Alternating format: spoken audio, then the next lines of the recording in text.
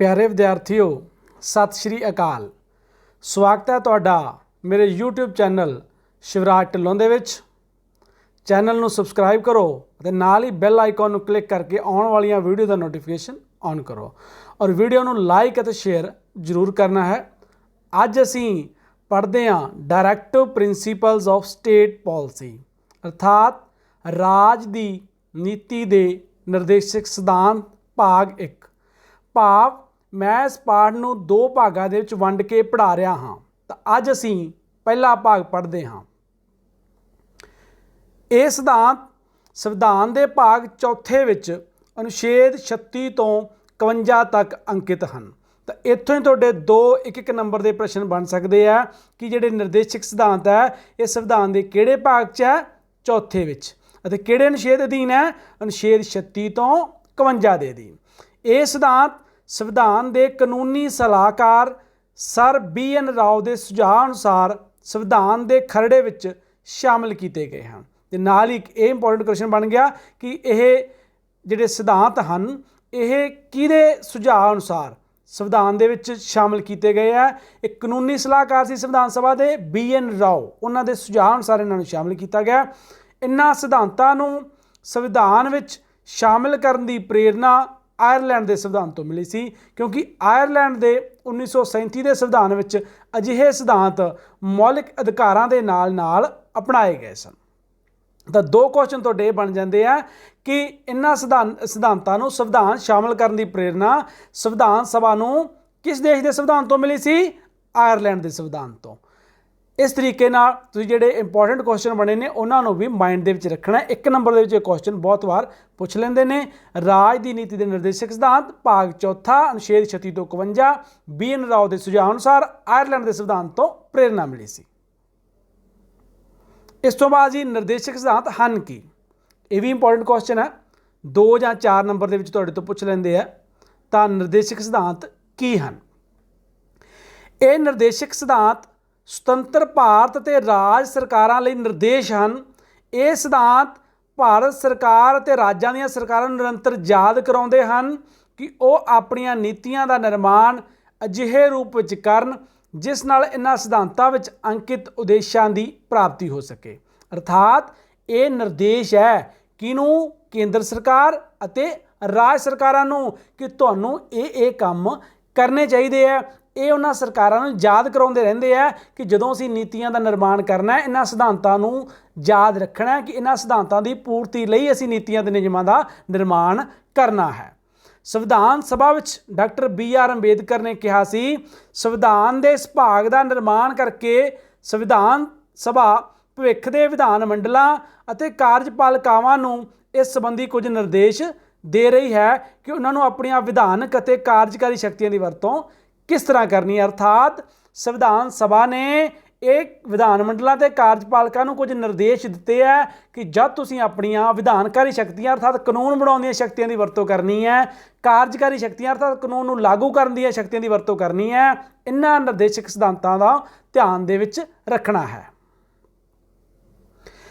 ये निर्देशक सिद्धांत केंद्र ਅਤੇ राज सरकारां लई बंधनकारी आदेश नहीं है। नाल ही ये गल भी याद रखनी है भी जिहड़े सिद्धांत है राज की नीति के निर्देशक सिद्धांत ये केंद्र ते राज सरकारां नूं निर्देश तां दिते गए है, पर यह निर्देश की है? बंधनकारी नहीं है। अर्थात वो बाउंड नहीं है इन्हां नूं मनण दे लई, सगों संविधान विच यह स्पष्ट व्यवस्था की गई है कि इन्हां निर्देशों नूं अदालतां द्वारा लागू नहीं किया जा सकता। ये सिद्धांत जनहितां विच हन, अर्थात बंधनकारी नहीं है। इसका अर्थ है कि इन्हां नूं अदालतां लागू नहीं कर सकदियां। अर्थात जेकर कोई राज सरकार या केंद्र सरकार राज की नीति के निर्देशक सिद्धांतों की पालना नहीं करती तो उसदे लई अदालत विच नहीं जाया जा सकता गा। अदालत दे विच ये गल नहीं लैके जाई जा सकती कि केंद्र सरकार या राज सरकार ने इस सिद्धांत की पालना नहीं की है, इसलिए इन्हां नूं बंधनकारी नहीं कहता, सिर्फ निर्देश हैं। हाँ जी, निर्देशक सिद्धांतों का उद्देश्य की है? निर्देशक सिद्धांतों का उद्देश्य भारत विच समाजिक अते आर्थिक लोकतंत्र की स्थापना करना है। डॉक्टर अंबेडकर ने इन्हां सिद्धांतों का उद्देश्य दसदे हुए कहा सी ये कहना व्यर्थ है कि निर्देशक सिद्धांत निर्मूल हैं। मेरे विचार अनुसार ਉਹਨਾਂ ਦੀ ਵੱਡੀ ਮਹਾਨਤਾ ਇਹ ਹੈ ਕਿ ਇਹ ਸਿਧਾਂਤ ਸਾਨੂੰ ਦੱਸਦੇ ਹਨ ਕਿ ਸਾਡਾ ਉਦੇਸ਼ ਭਾਰਤ ਵਿੱਚ ਆਰਥਿਕ ਲੋਕਤੰਤਰ ਦੀ ਸਥਾਪਨਾ ਕਰਨਾ ਹੈ।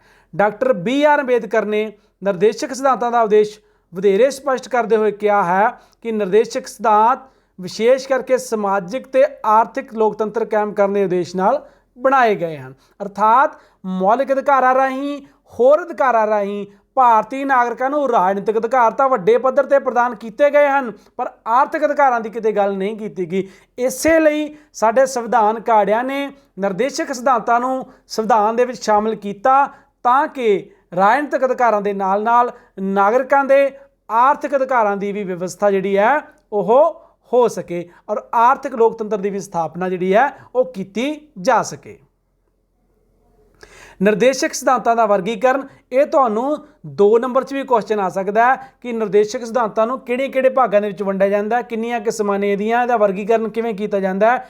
ਤਾਂ ਸਮਾਜਵਾਦੀ ਸਿਧਾਂਤ, ਗਾਂਧੀਵਾਦੀ ਸਿਧਾਂਤ, ਉਦਾਰਵਾਦੀ ਸਿਧਾਂਤ ਅਤੇ ਅੰਤਰਰਾਸ਼ਟਰੀਵਾਦੀ ਸਿਧਾਂਤ, ਅਸੀਂ 4 ਵਰਗਾਂ ਦੇ ਵਿੱਚ ਨਿਰਦੇਸ਼ਕ ਸਿਧਾਂਤਾਂ ਨੂੰ ਸਮਝਣ ਦੇ ਲਈ ਵੰਡਦੇ ਹਾਂ। ਅਰਥਾਤ ਜਿਹੜੇ ਟੋਟਲ ਸਾਰੇ 36 ਤੋਂ 51 ਨਿਰਦੇਸ਼ਕ ਸਿਧਾਂਤ ਨੇ ਉਹਨਾਂ ਨੂੰ ਅਸੀਂ 4 ਤਰ੍ਹਾਂ ਦੇ ਨੇ, 4 ਤਰ੍ਹਾਂ ਦੇ ਸਿਧਾਂਤਾਂ ਨਾਲ ਮੇਲ ਖਾਂਦੇ ਨੇ। ਕੁਝ ਸਿਧਾਂਤ ਅਜਿਹੇ ਨੇ ਜੋ ਸਮਾਜਵਾਦੀ ਸਿਧਾਂਤਾਂ ਨਾਲ ਮੇਲ ਖਾਂਦੇ ਨੇ, ਕੁਝ ਸਿਧਾਂਤ ਅਜਿਹੇ ਨੇ ਜੋ ਗਾਂਧੀਵਾਦੀ ਸਿਧਾਂਤਾਂ ਨਾਲ ਮੇਲ ਖਾਂਦੇ ਨੇ ਅਤੇ ਕੁਝ ਉਦਾਰਵਾਦੀ ਸਿਧਾਂਤਾਂ ਨਾਲ ਮੇਲ ਖਾਂਦੇ ਨੇ ਅਤੇ ਕੁਝ ਨੂੰ ਅਸੀਂ ਅੰਤਰਰਾਸ਼ਟਰੀ ਸਿਧਾਂਤਾਂ ਦੀ ਕੈਟਾਗਰੀ ਦੇ ਵਿੱਚ ਰੱਖਿਆ ਹੈ। ਤਾਂ ਸਭ ਤੋਂ ਪਹਿਲਾਂ ਅਸੀਂ ਪੜ੍ਹਦੇ ਹਾਂ ਸਮਾਜਵਾਦੀ ਸਿਧਾਂਤ।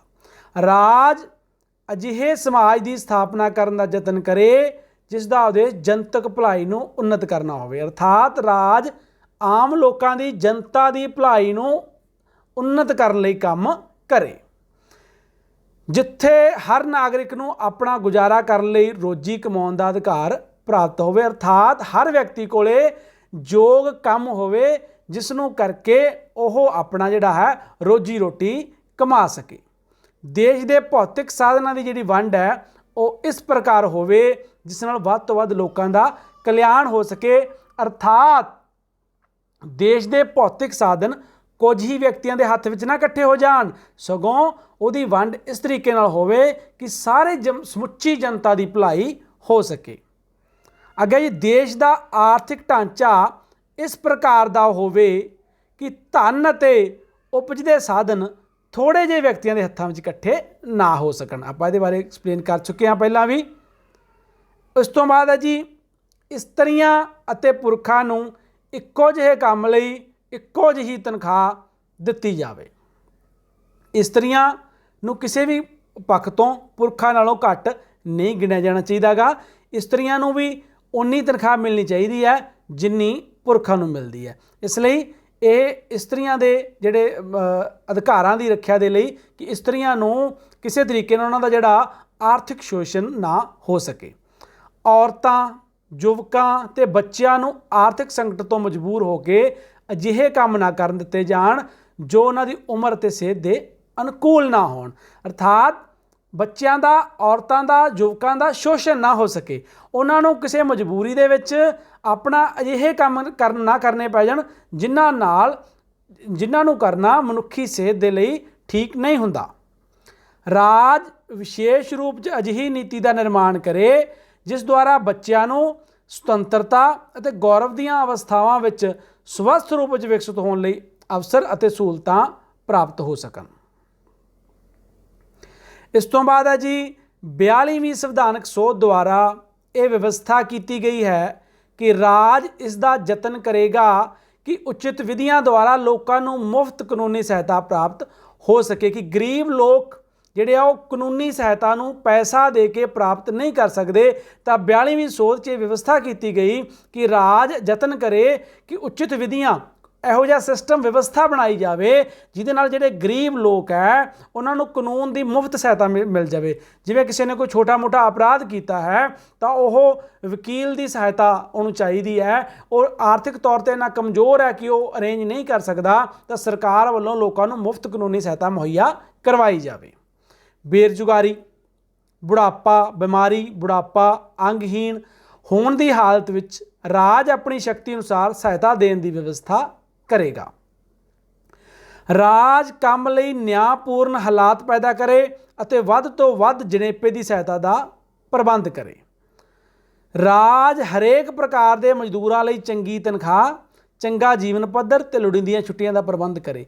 ਅਜਿਹਾ ਨਾ ਹੋਣ ਦੀ ਹਾਲਤ ਵਿੱਚ ਮਜ਼ਦੂਰਾਂ ਨੂੰ ਘੱਟ ਪੈਸਾ ਦੇ ਕੇ ਵੱਧ ਘੰਟੇ ਕੰਮ ਕਰਾਇਆ ਜਾਂਦਾ ਰਹੇਗਾ। ਇਸ ਤਰ੍ਹਾਂ ਉਹਨਾਂ ਦਾ ਆਰਥਿਕ ਅਤੇ ਸਰੀਰਕ ਸ਼ੋਸ਼ਣ ਹੁੰਦਾ ਰਹੇਗਾ। ਇਸ ਲਈ ਜ਼ਰੂਰੀ ਹੈ ਕਿ ਜਿਹੜਾ ਰਾਜ ਹੈ ਉਹ ਮਜ਼ਦੂਰਾਂ ਲਈ ਚੰਗੇ ਕੰਮ ਦਾ ਪ੍ਰਬੰਧ ਕਰੇ, ਉਹਨਾਂ ਨੂੰ ਚੰਗੀ ਤਨਖਾਹ ਦੀ ਵਿਵਸਥਾ ਕਰੇ ਅਤੇ ਜਿਹੜੀਆਂ ਜੀਵਨ ਦੇ ਵਿੱਚ ਲੋੜੀਂਦੀਆਂ ਚੀਜ਼ਾਂ ਨੇ ਉਹਨਾਂ ਦਾ ਵੀ ਪ੍ਰਬੰਧ ਕਰੇ। ਜਿਵੇਂ ਆਰਾਮ ਦੇ ਘੰਟੇ ਆ ਜਿਹੜੇ ਉਹ ਨਿਸ਼ਚਿਤ ਹੋਣੇ ਚਾਹੀਦੇ ਆ, ਉਹਨਾਂ ਲਈ ਛੁੱਟੀਆਂ ਨਿਸ਼ਚਿਤ ਹੋਣੀਆਂ ਚਾਹੀਦੀਆਂ ਨੇ। ਤਾਂ ਇਸ ਤਰ੍ਹਾਂ ਦੇ ਕੰਮਾਂ ਦੀ ਵਿਵਸਥਾ ਦੇ ਨਿਰਦੇਸ਼ ਦਿੱਤੇ ਗਏ ਹਨ। ਇਸ ਤੋਂ ਬਾਅਦ ਹੈ ਜੀ, ਰਾਜ ਸੰਵਿਧਾਨ ਦੇ ਲਾਗੂ ਹੋਣ ਤੋਂ 10 ਸਾਲਾਂ ਦੇ ਅੰਦਰ ਅੰਦਰ, ਕਿੰਨੇ ਸਾਲ? 10 ਸਾਲ ਦੇ ਅੰਦਰ ਅੰਦਰ 14 ਸਾਲ ਤੱਕ ਦੀ ਉਮਰ ਦੇ ਬੱਚਿਆਂ ਲਈ ਮੁਫਤ ਅਤੇ ਲਾਜ਼ਮੀ ਵਿੱਦਿਆ ਦਾ ਪ੍ਰਬੰਧ ਕਰਨ ਦਾ ਯਤਨ ਕਰੇ। ਅਰਥਾਤ ਸੰਵਿਧਾਨ ਲਾਗੂ ਹੋਇਆ ਸੀ 1950 ਅਰਥਾਤ 10 ਸਾਲਾਂ ਦੇ ਵਿੱਚ ਮਤਲਬ 1960 ਤੋਂ ਪਹਿਲਾਂ ਇਹ ਗੱਲ ਕਹੀ ਗਈ ਸੀ ਕਿ ਜਿਹੜਾ ਰਾਜ ਹੈ ਉਹਨੂੰ ਚਾਹੀਦਾ ਕਿ ਜਿਹੜੇ 14 ਸਾਲ ਤੱਕ ਦੇ ਬੱਚੇ ਆ ਉਹਨਾਂ ਲਈ ਮੁਫਤ ਅਤੇ ਲਾਜ਼ਮੀ ਸਿੱਖਿਆ ਦਾ ਪ੍ਰਬੰਧ ਕੀਤਾ ਜਾਵੇ। ਔਰ ਨਾਲ ਹੀ ਇਹ ਗੱਲ ਧਿਆਨ ਦੇਣ ਯੋਗ ਹੈ ਕਿ ਨਵੰਬਰ 2002 ਦੇ ਵਿੱਚ ਸੰਸਦ ਨੇ 86ਵੀਂ ਸੰਵਿਧਾਨਕ ਸੋਧ ਪਾਸ ਕੀਤੀ ਸੀ। ਕਿਹੜੀ ਸੰਵਿਧਾਨਕ ਸੋਧ? 86ਵੀਂ ਸੰਵਿਧਾਨਕ ਸੋਧ। ਔਰ ਇਹਦੇ ਵਿੱਚ ਨਿਰਦੇਸ਼ਕ ਸਿਧਾਂਤ ਆ ਜਿਹੜਾ ਹੈ 6 ਤੋਂ 14 ਸਾਲ ਦੀ ਉਮਰ ਦੇ ਬੱਚਿਆਂ ਲਈ ਮੁਫਤ ਤੇ ਲਾਜ਼ਮੀ ਸਿੱਖਿਆ ਦਾ, ਉਹਨੂੰ ਮੌਲਿਕ ਅਧਿਕਾਰਾਂ ਦਾ ਰੂਪ ਦੇ ਦਿੱਤਾ ਗਿਆ ਸੀਗਾ। ਔਰ ਜਿਹੜਾ 21A ਦੇ ਅਧੀਨ ਇਹਨੂੰ ਮੌਲਿਕ ਅਧਿਕਾਰਾਂ ਵਾਲੇ ਅਧਿਆਇ ਦੇ ਵਿੱਚ ਸ਼ਾਮਿਲ ਕਰ ਦਿੱਤਾ ਗਿਆ ਹੈ। 44ਵੀਂ ਸੋਧ ਅਧੀਨ ਇਹ ਵਿਵਸਥਾ ਕੀਤੀ ਗਈ ਹੈ ਕਿ ਰਾਜ ਵਿਸ਼ੇਸ਼ ਤੌਰ ਤੇ ਆਮਦਨ ਦੀਆਂ ਅਸਮਾਨਤਾਵਾਂ ਨੂੰ ਘੱਟ ਕਰਨ ਅਤੇ ਲੋਕਾਂ ਵਿਚਕਾਰ ਰੁਤਬੇ, ਸਹੂਲਤਾਂ, ਅਵਸਰਾਂ ਦੀਆਂ ਅਸਮਾਨਤਾਵਾਂ ਨੂੰ ਸਮਾਪਤ ਕਰਨ ਲਈ ਵਿਸ਼ੇਸ਼ ਯਤਨ ਕਰੇ। ਜਿਹੜਾ ਬਹੁਤ ਵੱਡਾ ਪਾੜਾ ਹੈ ਆਮਦਨੀ ਦਾ, ਅਸਮਾਨਤਾ ਹੈਗੀ ਹੈ ਬਹੁਤ ਵੱਡੀ ਅਮੀਰ ਅਤੇ ਗਰੀਬ ਦੇ ਵਿੱਚ, ਉਹ ਇਸ ਤੋਂ ਇਲਾਵਾ ਰੁਤਬੇ, ਮੌਕੇ, ਜਿਹੜੀਆਂ ਵੱਡੀਆਂ ਅਸਮਾਨਤਾਵਾਂ ਨੇ, ਵੱਡਾ ਤਬਕਾ ਉਹ ਅਜਿਹੇ ਮੌਕੇ ਜਿਹੜੇ ਆ ਉਹਨਾਂ ਨੂੰ ਲੈਣ ਤੋਂ ਸਮਰੱਥ ਹੈ, ਤਾਂ ਉਹਦੇ ਲਈ ਜਿਹੜਾ ਰਾਜ ਆ ਉਹ ਵਿਸ਼ੇਸ਼ ਯਤਨ ਕਰੇ ਤਾਂ ਕਿ ਸਾਰੇ ਲੋਕਾਂ ਲਈ ਜਿਹੜਾ ਸਹੂਲਤਾਂ ਅਤੇ ਅਵਸਰਾਂ ਨੂੰ ਮਾਣ ਸਕਣ। ਅੱਗੇ ਆ ਗਏ ਜੀ ਦੂਜੀ ਕਿਸਮ ਦੇ ਸਿਧਾਂਤ। ਇਹ ਆਪਾਂ ਸਮਾਜਵਾਦੀ ਸਿਧਾਂਤਾਂ ਦੇ ਬਾਰੇ ਪੜ੍ਹਿਆ ਤੇ ਹੁਣ ਪੜਾਂਗੇ ਗਾਂਧੀਵਾਦੀ ਸਿਧਾਂਤ। ਇਹ ਉਹ ਸਿਧਾਂਤ ਨੇ ਜਿਹੜੇ ਗਾਂਧੀ ਜੀ ਦੇ ਅਰਥਾਤ ਸ਼੍ਰੀ ਮਹਾਤਮਾ ਗਾਂਧੀ ਜੀ ਦੇ ਵਿਚਾਰਾਂ ਦੇ ਨਾਲ ਜਾਂ ਸਿਧਾਂਤਾਂ ਦੇ ਨਾਲ ਮੇਲ ਖਾਂਦੇ ਹਨ। ਰਾਜ ਨੂੰ ਪਿੰਡਾਂ ਵਿੱਚ ਪੰਚਾਇਤਾਂ ਸਥਾਪਿਤ ਕਰਨ ਅਤੇ ਉਹਨਾਂ ਨੂੰ ਅਜਿਹੀਆਂ ਸ਼ਕਤੀਆਂ ਪ੍ਰਦਾਨ ਕਰਨ ਲਈ ਕਿਹਾ ਗਿਆ ਹੈ ਜਿਸ ਨਾਲ ਉਹ ਸਵਰਾਜ ਦੀਆਂ ਇਕਾਈਆਂ ਦੇ ਰੂਪ ਵਿੱਚ ਕੰਮ ਕਰ ਸਕਣ। ਕਿਉਂਕਿ ਗਾਂਧੀ ਜੀ ਰਾਜਹੀਣ, ਸ਼੍ਰੇਣੀਹੀਣ ਸਮਾਜ ਦੀ ਸਥਾਪਨਾ ਦਾ ਸੁਪਨਾ ਦੇਖਦੇ ਸੀ ਔਰ ਵੱਡੇ ਵੱਡੇ ਨਗਰਾਂ, ਸ਼ਹਿਰਾਂ ਦੇ ਵਿਰੁੱਧ ਸਨ, ਉਹਨਾਂ ਨੂੰ ਸਥਾਪਿਤ ਕਰਨ ਦੇ ਵਿਰੁੱਧ ਸਨ ਔਰ ਪਿੰਡਾਂ ਨੂੰ ਸਵੈ ਸ਼ਾਸਿਤ ਇਕਾਈਆਂ ਜਾਂ ਸਵੈ ਨਿਰਭਰ ਇਕਾਈਆਂ ਦੇ ਰੂਪ ਵਿੱਚ ਵਿਕਸਿਤ ਕਰਨਾ ਚਾਹੁੰਦੇ ਸਨ। ਰਾਜ ਪਿੰਡਾਂ ਵਿੱਚ ਨਿੱਜੀ ਅਤੇ ਸਹਿਕਾਰੀ ਘਰੇਲੂ ਉਦਯੋਗਾਂ ਨੂੰ ਉਤਸ਼ਾਹਿਤ ਕਰੇ। ਇਹ ਵੀ ਸਿਧਾਂਤ ਗਾਂਧੀ ਜੀ ਦੇ ਸਿਧਾਂਤ ਨਾਲ ਮੇਲ ਖਾਂਦਾ, ਇਸ ਲਈ ਇਹਨੂੰ ਗਾਂਧੀਵਾਦੀ ਸਿਧਾਂਤਾਂ ਦੀ ਕੈਟਾਗਰੀ ਦੇ ਵਿੱਚ ਰੱਖਿਆ ਗਿਆ ਹੈ ਕਿ ਪਿੰਡਾਂ ਦੇ ਵਿੱਚ ਜਿਹੜੇ ਨਿੱਜੀ ਤੇ ਸਹਿਕਾਰੀ ਘਰੇਲੂ ਉਦਯੋਗ ਹੈ ਉਹਨਾਂ ਨੂੰ ਉਤਸ਼ਾਹਿਤ ਕੀਤਾ ਜਾਵੇ ਬਜਾਏ ਵੱਡੇ ਵੱਡੇ ਉਦਯੋਗਾਂ ਕਾਰਖਾਨਿਆਂ ਦੇ। ਰਾਜ ਕਮਜ਼ੋਰ ਵਰਗਾਂ ਨੂੰ ਅਤੇ ਵਿਸ਼ੇਸ਼ ਕਰਕੇ ਅਨੁਸੂਚਿਤ ਜਾਤੀਆਂ, ਕਿਉਂਕਿ ਜਿਹੜੇ ਕਮਜ਼ੋਰ ਵਰਗ ਹੈ ਉਹ ਬਹੁਤਾ ਵੱਡਾ ਤਬਕਾ ਅਨੁਸੂਚਿਤ ਜਾਤੀ ਨਾਲ ਸੰਬੰਧ ਰੱਖਦਾ ਅਤੇ ਪਛੜੇ ਕਬੀਲਿਆਂ ਨੂੰ ਵਿੱਦਿਆ ਸੰਬੰਧੀ ਸਹੂਲਤਾਂ ਪ੍ਰਦਾਨ ਕਰੇਗਾ ਅਤੇ ਉਹਨਾਂ ਨੂੰ ਸਮਾਜਿਕ ਨਿਆਂ ਅਤੇ ਹਰ ਪ੍ਰਕਾਰ ਦੀ ਲੁੱਟ ਤੋਂ ਬਚਾਏਗਾ। ਔਰ ਰਾਜ ਸ਼ਰਾਬ ਅਤੇ ਨਸ਼ੀਲੀਆਂ ਚੀਜ਼ਾਂ ਉੱਤੇ ਜੋ ਸਿਹਤ ਲਈ ਹਾਨੀਕਾਰਕ ਹਨ ਪਾਬੰਦੀ ਲਗਾਉਣ ਦਾ ਯਤਨ ਕਰੇਗਾ। ਰਾਜ ਨੂੰ ਲੋਕਾਂ ਦਾ ਜੀਵਨ ਪੱਧਰ ਉੱਚਾ ਕਰਨ ਅਤੇ ਸਿਹਤ ਸੁਧਾਰ ਨੂੰ ਆਪਣਾ ਲਾਜ਼ਮੀ ਕਰਤੱਵ ਸਮਝਣ ਲਈ ਕਿਹਾ ਗਿਆ। ਲੋਕ ਆਪਣਾ ਜਿਹੜਾ ਲਾਈਫ ਸਟਾਈਲ ਆ, ਜੀਵਨ ਦਾ ਪੱਧਰ ਆ, ਉਹਨੂੰ ਉੱਚਾ ਕਰ ਸਕਣ ਅਤੇ ਆਪਣੀ ਸਿਹਤ ਆ ਜਿਹੜੀ ਉਹਦੇ ਵੱਲ ਧਿਆਨ ਦੇ ਸਕਣ ਔਰ ਲੋਕ ਆਪਣਾ ਕਰਤੱਵ ਸਮਝਣ, ਆਪਣੇ ਆਪ ਨੂੰ ਫਿੱਟ ਰੱਖਣਾ ਸਰੀਰਕ ਤੌਰ ਤੇ। ਅੱਗੇ ਆ ਗਈ ਜੀ ਤੀਜੀ ਕੈਟਾਗਰੀ, ਉਦਾਰਵਾਦੀ ਸਿਧਾਂਤ। ਰਾਜ ਸਾਰੇ ਭਾਰਤੀਆਂ ਲਈ ਇੱਕੋ ਜਿਹੀ ਅਸੈਨਿਕ ਕਾਨੂੰਨੀ ਵਿਧੀ ਨਿਸ਼ਚਿਤ ਕਰੇਗਾ, ਅਰਥਾਤ ਸਾਰਿਆਂ ਲਈ ਇੱਕੋ ਜਿਹਾ ਕਾਨੂੰਨ ਹੋਏਗਾ। ਕਿਸੇ ਵਿਸ਼ੇਸ਼ ਵਰਗ ਨੂੰ ਵਿਸ਼ੇਸ਼ ਸਹੂਲਤਾਂ ਨਹੀਂ ਦਿੱਤੀਆਂ ਜਾਣਗੀਆਂ ਅਤੇ ਨਾ ਹੀ ਕਿਸੇ ਵਿਸ਼ੇਸ਼ ਵਰਗ ਨੂੰ ਕੁਝ ਖਾਸ ਸਹੂਲਤਾਂ ਤੋਂ ਵਾਂਝਾ ਕੀਤਾ ਜਾਣਾ ਚਾਹੀਦਾ ਹੈ। ਅਗਲਾ ਸਿਧਾਂਤ ਆ ਗਿਆ ਜੀ ਸੰਵਿਧਾਨ ਦੇ ਲਾਗੂ ਹੋਣ ਦੇ 10 ਸਾਲਾਂ ਦੇ ਅੰਦਰ ਅੰਦਰ 14 ਸਾਲ ਦੀ ਉਮਰ ਦੇ ਬੱਚਿਆਂ ਲਈ ਮੁਫਤ ਅਤੇ ਲਾਜ਼ਮੀ ਵਿੱਦਿਆ ਦਾ ਪ੍ਰਬੰਧ ਕੀਤਾ ਜਾਵੇ। ਇਹ ਅਸੀਂ ਸਮਾਜਵਾਦੀ ਸਿਧਾਂਤਾਂ ਵਿੱਚ ਵੀ ਪੜ੍ਹਿਆ ਸੀ ਅਤੇ ਹੁਣ ਉਦਾਰਵਾਦੀ ਸਿਧਾਂਤਾਂ 'ਚ ਵੀ ਪੜ੍ਹਦੇ ਹਾਂ, ਕਿਉਂਕਿ ਇਹ ਦੋਨਾਂ ਸਿਧਾਂਤਾਂ ਦੇ ਨਾਲ ਮੇਲ ਖਾਂਦਾ ਹੈ। ਤਾਂ ਕਨਫਿਊਜ਼ ਨਹੀਂ ਹੋਣਾ ਕਿ ਕੋਈ ਗੱਲ ਦੋਨਾਂ ਸਿਧਾਂਤਾਂ ਵਿੱਚ ਕਿਵੇਂ ਦਿੱਤੀ ਗਈ ਹੈ, ਕਿਉਂਕਿ ਸਾਰੇ ਜਿਹੜੀਆਂ ਵਿਚਾਰਧਾਰਾਵਾਂ ਨੇ, ਉਦਾਰਵਾਦ ਹੈ, ਸਮਾਜਵਾਦ ਹੈ ਜਾਂ ਗਾਂਧੀਵਾਦ ਹੈ, ਤਾਂ ਇਹਨਾਂ ਦੇ ਕੁਝ ਨਾ ਕੁਝ ਤੱਤ ਜਿਹੜੇ ਹੈਗੇ ਜਾਂ ਕੁਝ ਸਿਧਾਂਤ ਹੈ ਆਪਸ ਦੇ ਵਿੱਚ ਮੇਲ ਖਾਂਦੇ ਹੋ ਸਕਦੇ ਆ। ਤਾਂ ਇਸ ਲਈ ਜਿਹੜਾ ਸਾਡਾ ਰਾਜ ਦੀ ਨੀਤੀ ਦਾ ਨਿਰਦੇਸ਼ਕ ਸਿਧਾਂਤ ਹੈ, ਜੇਕਰ ਉਹ ਦੋਨਾਂ ਦੇ ਸਿਧਾਂਤਾਂ ਨਾਲ ਮੇਲ ਖਾਂਦਾ ਤਾਂ ਉਹਨੂੰ ਦੋਨਾਂ ਦੀ ਕੈਟਾਗਰੀ ਦੇ ਵਿੱਚ ਰੱਖਿਆ ਜਾ ਸਕਦਾ ਹੈ। ਅੱਗੇ ਆ ਗਿਆ ਜੀ ਖੇਤੀਬਾੜੀ, ਪਸ਼ੂ ਪਾਲਣ ਨੂੰ ਆਧੁਨਿਕ ਅਤੇ ਵਿਗਿਆਨਕ ਵਿਧੀਆਂ ਨਾਲ ਸੰਗਠਿਤ ਕਰਨ ਦਾ ਯਤਨ ਕੀਤਾ ਜਾਵੇ। ਵਾਤਾਵਰਣ ਦੀ ਸੁਰੱਖਿਆ ਅਤੇ ਜੰਗਲ ਅਤੇ ਜੰਗਲੀ ਜੀਵਨ ਦੀ ਰਾਖੀ ਲਈ ਯਤਨ ਕੀਤੇ ਜਾਣ। ਜਨਤਕ ਸੇਵਾਵਾਂ ਵਿੱਚ ਨਿਆਂਪਾਲਕਾਂ ਨੂੰ ਕਾਰਜਪਾਲਕਾਂ ਤੋਂ ਵੱਖ ਕਰਨ ਦਾ ਯਤਨ ਕੀਤਾ ਜਾਵੇ, ਕਿਉਂਕਿ ਉਦਾਰਵਾਦ ਦੇ ਵਿੱਚ ਸ਼ਕਤੀਆਂ ਦੀ ਵੰਡ ਦੇ ਸਿਧਾਂਤ 'ਤੇ ਆਧਾਰਿਤ ਕੰਮ ਕਰਦਾ ਹੈ। ਅੱਗੇ ਆ ਗਏ ਜੀ ਚੌਥਾ ਵਰਗੀਕਰਨ, ਅੰਤਰਰਾਸ਼ਟਰਵਾਦੀ ਸਿਧਾਂਤ। ਰਾਜ ਅੰਤਰਰਾਸ਼ਟਰੀ ਸ਼ਾਂਤੀ ਅਤੇ ਸੁਰੱਖਿਆ ਨੂੰ ਉਤਸ਼ਾਹ ਦੇਣ ਦਾ ਯਤਨ ਕਰੇਗਾ। ਰਾਜ ਰਾਸ਼ਟਰਾਂ ਵਿਚਕਾਰ ਨਿਆਂਪੂਰਨ ਅਤੇ ਸਨਮਾਨਯੋਗ ਸੰਬੰਧ ਬਣਾਈ ਰੱਖਣ ਦਾ ਯਤਨ ਕਰੇਗਾ। ਰਾਜ ਅੰਤਰਰਾਸ਼ਟਰੀ ਸਮਝੌਤਿਆਂ ਅਤੇ ਕਾਨੂੰਨਾਂ ਲਈ ਸਤਿਕਾਰ ਵਧਾਉਣ ਦਾ ਯਤਨ ਕਰੇਗਾ। ਰਾਜ ਅੰਤਰਰਾਸ਼ਟਰੀ ਝਗੜਿਆਂ ਨੂੰ ਸਾਲਸਾਂ ਦੁਆਰਾ ਹੱਲ ਕਰਨ ਦਾ ਯਤਨ ਕਰੇਗਾ। ਇਹ ਸੀ ਨਿਰਦੇਸ਼ਕ ਸਿਧਾਂਤਾਂ ਦਾ ਵਰਗੀਕਰਨ, ਜਿਹੜਾ ਅਸੀਂ 4 ਸਿਧਾਂਤਾਂ ਦੇ ਵਿੱਚ ਵੰਡ ਕੇ ਕੀਤਾ ਹੈ: ਸਮਾਜਵਾਦੀ ਸਿਧਾਂਤ, ਗਾਂਧੀਵਾਦੀ ਸਿਧਾਂਤ, ਉਦਾਰਵਾਦੀ ਸਿਧਾਂਤ ਅਤੇ ਅੰਤਰਰਾਸ਼ਟਰਵਾਦੀ ਸਿਧਾਂਤ। ਹੁਣ ਅਸੀਂ ਕਰਾਂਗੇ ਰਾਜ ਦੀ ਨੀਤੀ ਦੇ ਨਿਰਦੇਸ਼ਕ ਸਿਧਾਂਤਾਂ ਦੀ ਆਲੋਚਨਾ, ਕਿਉਂਕਿ ਆਲੋਚਕਾਂ ਨੇ ਇਹਦੇ ਵਿੱਚ ਕੁਝ ਕਮੀਆਂ ਜਾਂ ਖਾਮੀਆਂ ਨੇ ਉਹਨਾਂ ਨੂੰ ਉਭਾਰਿਆ ਹੈ। ਉਹਨਾਂ ਬਾਰੇ ਅਸੀਂ ਵਿਸਥਾਰ ਦੇ ਵਿੱਚ ਪੜ੍ਹਦੇ ਹਾਂ। ਸਭ ਤੋਂ ਪਹਿਲਾਂ KT ਸ਼ਾਹ ਨੇ, ਇੱਕ ਵਿਦਵਾਨ ਨੇ KT ਸ਼ਾਹ, ਉਹਨਾਂ ਨੇ ਇਹਨਾਂ ਸਿਧਾਂਤਾਂ ਸੰਬੰਧੀ ਸੰਵਿਧਾਨ ਸਭਾ ਦੇ ਵਿੱਚ ਕਿਹਾ ਸੀ ਕਿ ਰਾਜ ਦੀ ਨੀਤੀ ਦੇ ਜਿਹੜੇ ਨਿਰਦੇਸ਼ਕ ਸਿਧਾਂਤ ਹੈ ਇੱਕ ਚੈੱਕ ਵਾਂਗ ਹੈ, ਜਿਸ ਦਾ ਭੁਗਤਾਨ ਬੈਂਕ ਦੀ ਸਹੂਲਤ 'ਤੇ ਛੱਡ ਦਿੱਤਾ ਗਿਆ ਹੈ। ਅਰਥਾਤ ਜਦੋਂ ਅਸੀਂ ਬੈਂਕ ਦੇ ਵਿੱਚ ਕੋਈ ਚੈੱਕ ਲਾਉਂਦੇ ਹਾਂ ਤਾਂ ਇਹ ਬੈਂਕ ਦੀ ਜ਼ਿੰਮੇਵਾਰੀ ਹੈ ਕਿ ਉਸ ਚੈੱਕ ਦੇ ਉੱਤੇ ਜੋ ਅਮਾਊਂਟ ਨਿਯਤ ਕੀਤੀ ਗਈ ਹੈ ਉਹ ਉਸ ਨੂੰ ਦੇਵੇ। ਪਰ ਉਹ ਕਹਿੰਦਾ ਕਿਹੜਾ ਚੈੱਕ ਹੈ ਇਹ ਜਿਹਦਾ ਭੁਗਤਾਨ ਬੈਂਕ ਦੀ ਸਹੂਲਤ ਛੱਡ ਦਿੱਤਾ ਗਿਆ। ਅਰਥਾਤ ਜੇ ਅਸੀਂ ਚੈੱਕ ਲਗਾਇਆ, ਚਾਹੇ ਤਾਂ ਬੈਂਕ ਪੈਸੇ ਦੇ ਦੇਵੇ ਚਾਹੇ ਨਾ ਦੇਵੇ। ਅਰਥਾਤ ਜਿਹੜੇ ਨਿਰਦੇਸ਼ਕ ਸਿਧਾਂਤ ਹੈ ਉਹ ਨਿਆਂਯੋਗ ਨਹੀਂ ਹੈ। ਇਹਦਾ ਅਰਥ ਹੈ ਕਿ ਨਿਰਦੇਸ਼ਕ ਸਿਧਾਂਤ ਨਿਆਂਯੋਗ ਨਹੀਂ ਹੈ। ਜੇਕਰ ਕਿਸੇ ਵਿਅਕਤੀ ਨੂੰ, ਜੇਕਰ ਕੋਈ ਰਾਜ ਸਰਕਾਰ ਜਾਂ ਕੇਂਦਰ ਸਰਕਾਰ ਰਾਜ ਦੀ ਨੀਤੀ ਦੇ ਨਿਰਦੇਸ਼ਕ ਸਿਧਾਂਤਾਂ ਦੀ ਪਾਲਣਾ ਨਹੀਂ ਕਰਦੀ ਤਾਂ ਕੋਈ ਵਿਅਕਤੀ ਉਹਦੇ ਖਿਲਾਫ ਅਦਾਲਤ ਵਿੱਚ ਨਹੀਂ ਜਾ ਸਕਦਾ ਗਾ। ਤਾਂ ਇਹਦੀ ਆਲੋਚਨਾ ਕੀ ਹੈ? ਸਭ ਤੋਂ ਪਹਿਲਾਂ ਨਿਰਦੇਸ਼ਕ ਸਿਧਾਂਤ ਨਿਆਂਯੋਗ ਨਹੀਂ ਹਨ।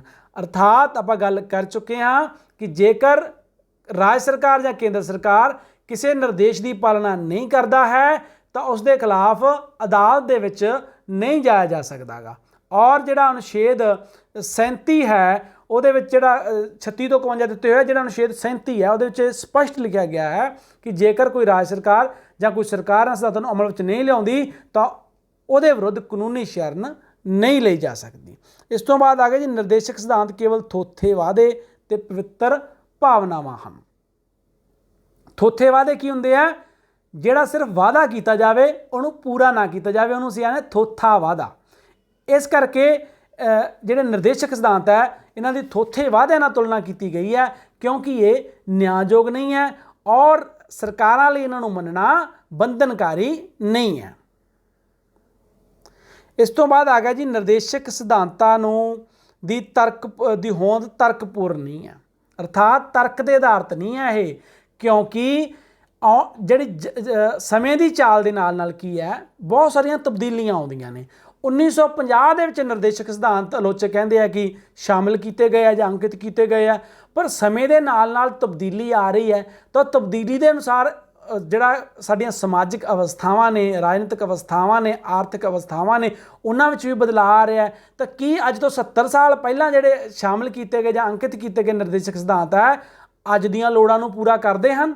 ਇਸ ਲਈ ਉਹਨਾਂ ਦਾ ਮੰਨਣਾ ਹੈ ਕਿ ਇਹ ਤਰਕਪੂਰਨ ਨਹੀਂ ਹੈ, ਇਹ ਸਮੇਂ ਦੇ ਨਾਲ ਇਹਨਾਂ 'ਚ ਤਬਦੀਲੀ ਨਹੀਂ ਆਉਂਦੀ ਹੈ, ਇਹ ਉੱਥੇ ਹੀ ਖੜੇ ਰਹਿੰਦੇ ਹਨ।